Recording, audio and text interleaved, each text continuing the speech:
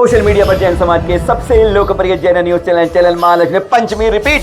कल भी पंचमी थी, राजी पंचमी सादा जगत करते हैं आज की सुबह सुबह 8 बजे आपके पास। कहा था ना आपसे, गैरों में कहाँ दम था।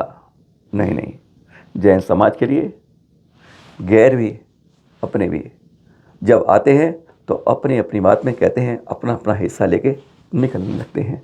बदलाव हो रहा है, तीर्थों का बट रहे हैं हम, एकता खत्म हो रही है, खंड खंड हो रहे हैं। और जिसका जो मौका चल रहा है, जिसकी भैंस होती है वही अपनी लाठी दबा के ले चलता है। आपकी भैंस भी खोल कर ले चलता है। कुछ स्थिति ऐसी हो रही, देख रहे हैं। नहीं समझ आता।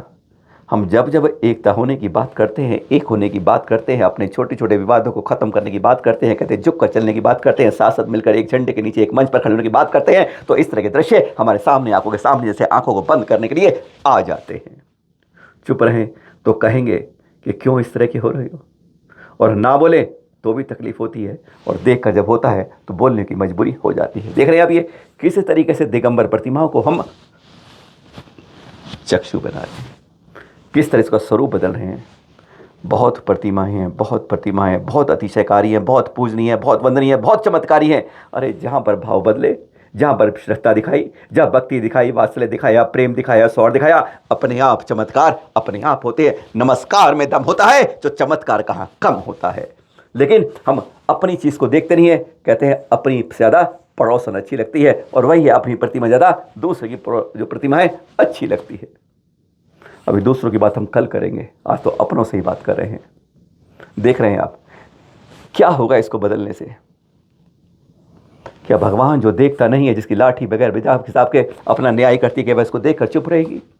क्या आपको लगता है कि आपकी पुण्य वर्णाएं, जो पुण्य अर्चना है आपकी बढ़ जाएंगी? आपको लगता है कि इस प्रतिमा को बदलने से क्या आपको पुण्य अर्जन बहुत ज़्यादा होगा, पापों का विसर्जन होगा?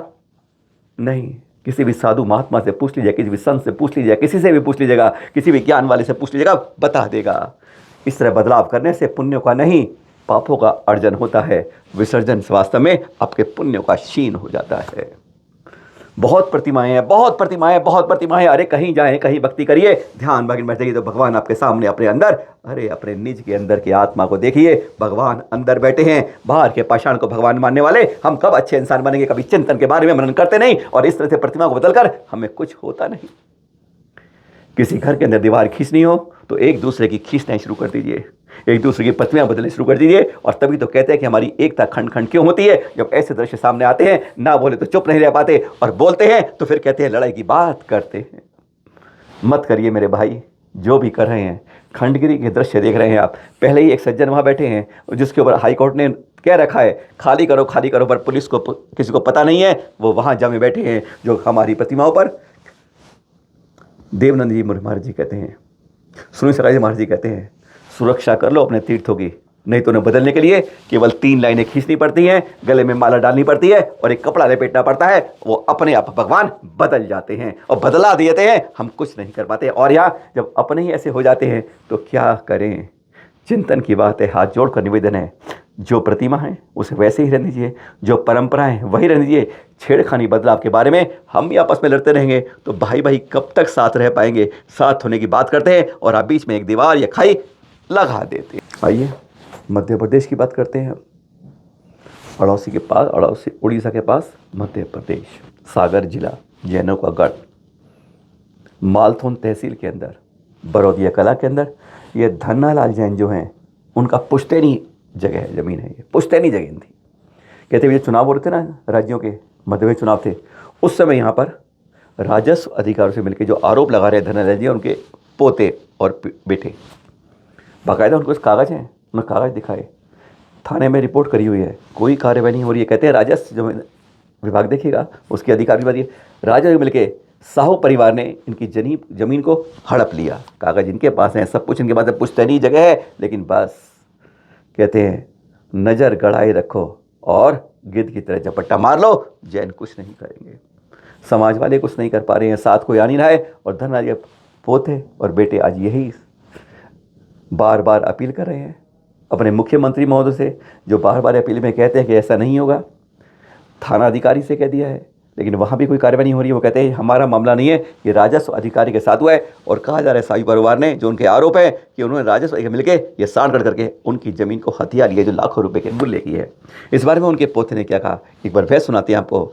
चिंतन कीजिए, मनन कीजिए, आज हमारे समाज साथ ऐसा क्यों हो रहा है।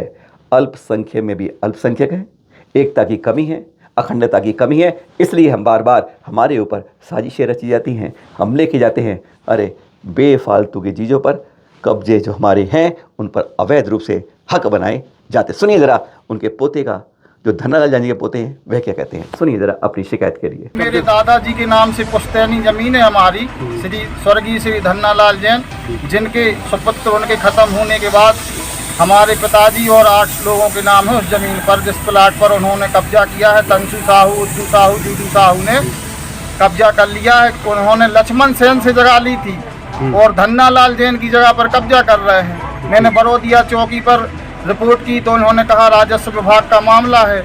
मालथौन थाने में जाके रिपोर्ट की तो उन्होंने लिख लिया, आवेदन भी दिया था, उस पर हमें साइन करके भी दिए हैं। और मालथौन तहसील में हमने शिकायत की है तो स्टे मिल गया है। हमने 2 बार सीमांकन करवा लिया है। एक बार सीमांकन कॉपी की लाल मार्क हो चुकी है उस जगह की, लेकिन दबंग लोग मानते ही नहीं हैं, ज़बरदस्ती कब्जा कर रहे हैं। अभी सकरात के टाइम पर फिर उन्होंने हमारे पिताजी के हिस्से में जो जगह मिली है 10 बाई 20 के समथिंग, उस पर भी फिर से कब्जा कर लिया है। इसमें पटवारी की क्या भूमिका नजर आ रही है? पटवारी जी के अपना काम करके चले गए हैं। संजय जैन पटवारी थे, उन्होंने सीमांकन किया था, लाल मार्ग करके वो चले गए हैं। अब नए पटवारी जी आ गए, वही RI हैं, श्रीमान रामकरण दुबे जी RI हैं, वो ही पटवारी हैं, पटवारी हल्का बरोदिया कला के। तो मैं यही चाहता हूं कि सामने वाले ने जिससे जगह ली है उसको उसकी जगह मिले और हमारी जगह से कब्जा छोड़ें। मेरा इतना ही कहना है। मध्य प्रदेश शासन श्री मोहन यादव जी मुख्यमंत्री हैं, उन्होंने खास तौर पर राजस्व विभाग को दिशा निर्देश दिए हैं। हर मामले में तहसीलदार हो, पटवारी हो, STM हो, सभी के लिए उन्होंने दिशा निर्देश दिए हैं कि जिनकी ज़मीन है यथावत बिना रिश्वतखोरी के काम किया जाए। बस यही हमारी भावना है। शुरू हो गई और एक भव्य पंचरानक विराट से है ना, उपाध्याय विरंजन सागर जी 6 पिचू साथ, उनके सानिध्य में ये पंचरानक शुरू हो गए। 2 फरवरी तक है। साधपुर के अंदर बक्सवा के पास पड़ता है, वहाँ पर पहली बार ये अवसर आया है कि जहाँ पंचरानक हो रहे हैं। इसलिए हम कहते हैं जहाँ आवश्यकता हो वहाँ नए मंदिर तीर्थ बनने चाहिए, पर यह ध्यान रहे एक संकल्प साथ होना चाहिए। हर नए तीर्थ या एक पुराने तीर्थ का संरक्षण मस्ट होना चाहिए। ये हमें संकल्प लेना होगा।